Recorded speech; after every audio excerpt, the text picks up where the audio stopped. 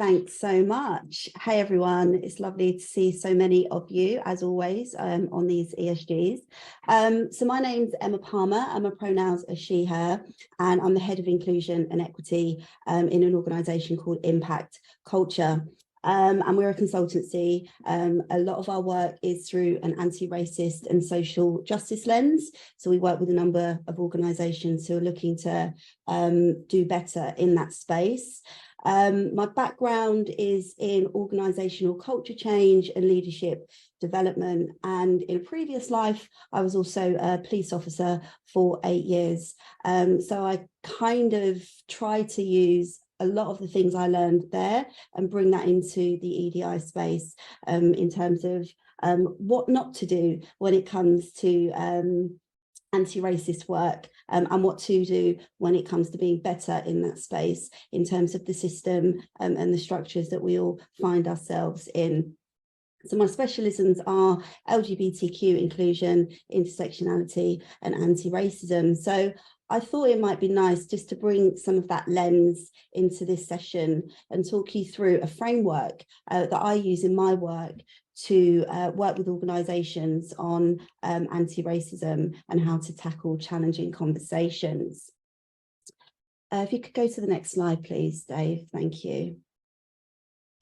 Thanks. So this is a slide that some of you might have come across before in terms of either becoming an anti-racist organisation or an anti-racist ally. But I do think a lot of this these processes or these approaches is applicable on a wider oppressive lens. So you can become anti-oppressive or anti-discriminatory, whether it's as a person or an organisation through this framework. And I like to use this in my EDI work with organisations. And I also use it on a personal level as well. So it's called the Learning Zone model, and it was originally developed by psychologist Lev Vygotsky, I think I pronounced that right, but it has since evolved with other educational professionals and it has been adapted. So you might Google it and see lots coming up online. But what it does is I think it demonstrates for us that in order to learn well, in order to learn successfully, we do need to be challenged. And we need to step outside of our comfort zones. I think if we're pushed too hard, we can panic, we can feel overwhelmed, and that stops us then from stepping outside of our comfort zone. So I think with the right balance, we should be able to find the sweet spot. And when it comes to becoming anti-racist, people tend to shut down, because it's too hard or it's too complicated, it's too much, it's too difficult. And I'm one of these people where I can't do small talk. I'll try and I'll probably be good at it, but I don't like it. I just get into it. And that's what I kind of want to do today. I want to push people a little bit within the boundaries of how they feel comfortable. And I'll talk you through that in a second. So as you can see, we've got this line on the graphic, from fear to learning to growth. And I'm going to walk you through each one and talk through some of the points. So in the fear zone, this is where we're denying that different forms of discrimination and oppression exist, or that they're even a problem. So this is where you might say things like, racism isn't a thing, I've never witnessed it, I don't see it, I think we've made progress, or sexism isn't an issue, etc., etc. It's also where we avoid the really hard questions. We're not curious, we're not interrogating systems, processes, we're just striving to be comfortable. And rather than playing into that discomfort, we then retreat and we just lean out. So we're not really learning anything about anything. It's also where we talk to others who might look and think like us. So we're then moving into affinity bias. And I also like to think about talk to others to also mean the narratives that you might expose yourself to as well. The TV that you watch, the radio that you listen to, the podcasts, etc., even the events that you might go to. If you're only exposing yourself to people who just see your worldview, then you're keeping yourself in this little bubble of your own identity, characteristics and beliefs. And whilst that's safe for a lot of us, and it's where we feel the most comfortable, as you said there, echo chambers, sometimes we need to move outside of those in order to advance, particularly in the EDI space. So whereas in the learning zone, when we move into that learning space, this is where we do the opposite of everything in the fear zone. So we recognize that discrimination is a problem. We don't ignore it. We're curious about things. We're asking questions. We're seeking answers. We're not always seeking to be disruptive or be challenging, but we are interrogating things just a little bit more. We're going just a bit deeper. We're also understanding our own privilege in ignoring discrimination. So if we're in a position where we can ignore it, a particular type of discrimination, that's because we're privileged enough not to be in that position, because marginalized folks don't get that privilege. They don't have the same privilege. So as an example, just because you don't see or experience racism, it doesn't mean that it isn't there for others and that they're not going through it themselves. And I remember when I was a police officer, you know, I'd hear officers say, well, I've never seen racism myself. All these things that happened years ago. You know, it can't be true. And this is despite, you know, the real life countless experiences, exposure and reports, particularly the most recent report, revealing these issues within the institution. People will still deny it exists just because they haven't seen it on an interpersonal level. And that's really problematic. So what we also do in this zone, in the learning zone, we educate ourselves on EDI topics and structural discrimination, and we're vulnerable about our own biases and our own knowledge gaps. We all have biases. I have biases. Where they become problematic is when we're making decisions based on our biases. So we're happy to say, you know what, don't understand. I don't get it. So then you go away and you do extra research rather than becoming defensive. But getting defensive and sitting in that feeling is part of this process. And these things may come up for you. You listen to others who think and talk like you. So like the previous one, we're expanding our world essentially. So then we move into the growth zone, Narnia, if you like.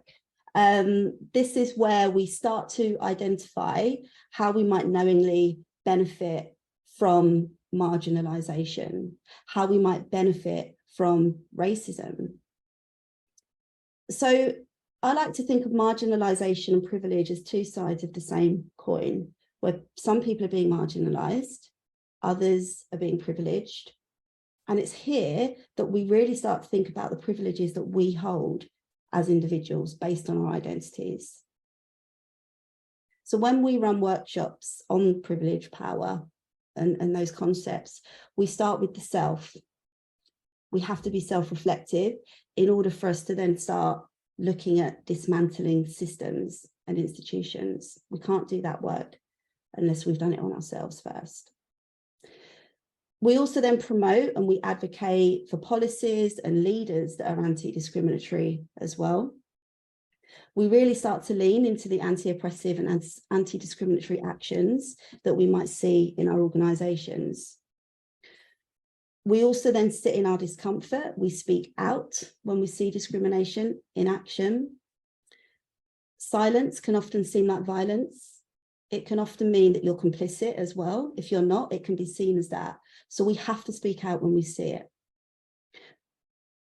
That then in turn makes us active allies. Allyship is a doing word, it's a verb. You can't say you're an ally if you're not doing anything.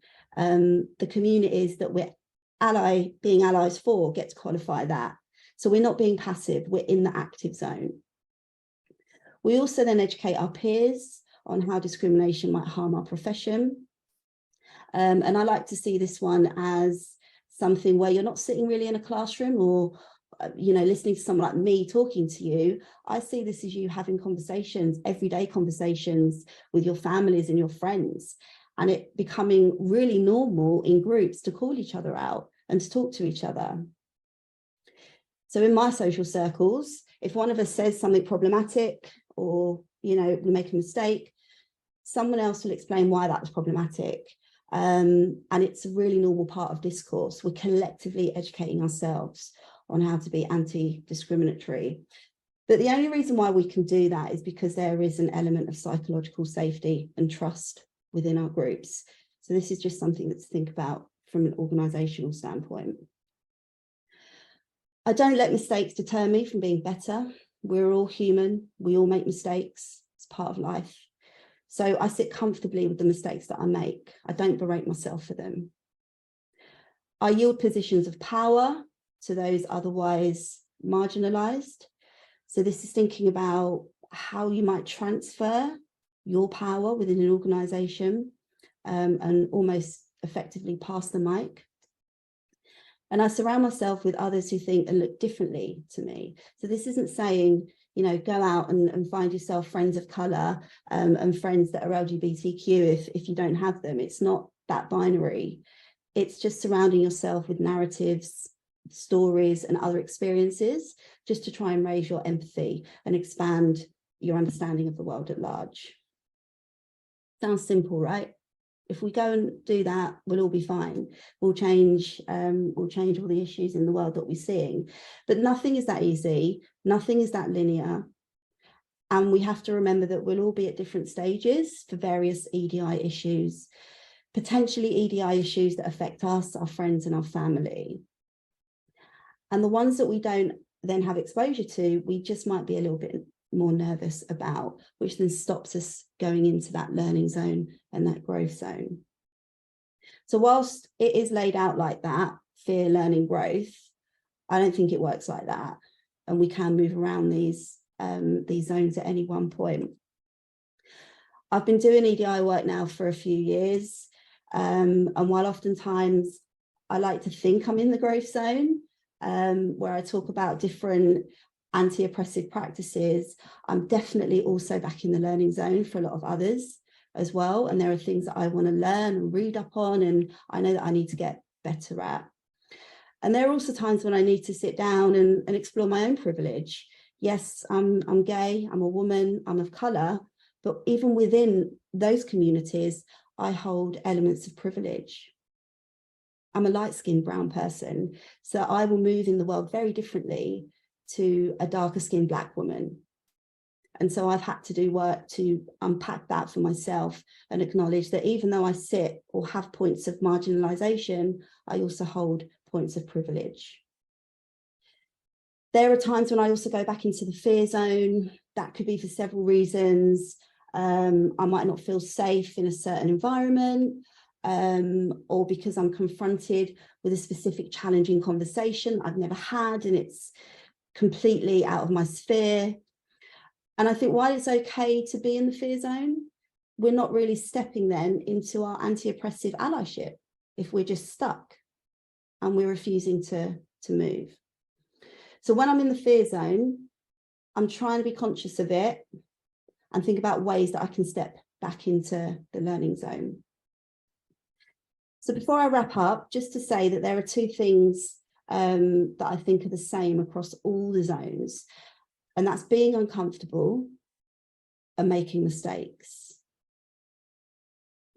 Feeling uncomfortable in the EDI space, equity, diversity and inclusion, is normally a sign that we're unlearning certain behaviours and assumptions, and that is a really good sign for progress. We're decolonising our minds and our behaviours. So just remember that. Secondly, with making mistakes, it doesn't matter what zone we're in, there will be times when we get things wrong, and that's okay. What's important is that we take accountability for our mistakes because we know better, and when we know better, we do better. And the only thing that's holding us back is fear. So my hope is that when people are really doing this work, like really doing this work, that they find some joy in their strength to step outside of that comfort zone, because there is so much joy in EDI work. I often think that that's even a barrier from people doing it or stepping into it, because it all feels quite hard and difficult. if you do it well and you do it right, there's so much joy. So I'll stop there because I'm going to share with you now the breakout exercise. And I'm just going to ask you to think about this scenario in your groups and unpack this particular situation. So I thought I'd get you to explore this scenario and talk through how you might approach it based on this framework: fear, learning, and growth. So I'll start by reading out the example on the slide. You're hosting a fundraising event and you overhear how a white donor tells your black colleague that he's very articulate, followed by the question, where are you from? After your colleague replies, London, the donor raises her eyebrows and says, no, where are you really from?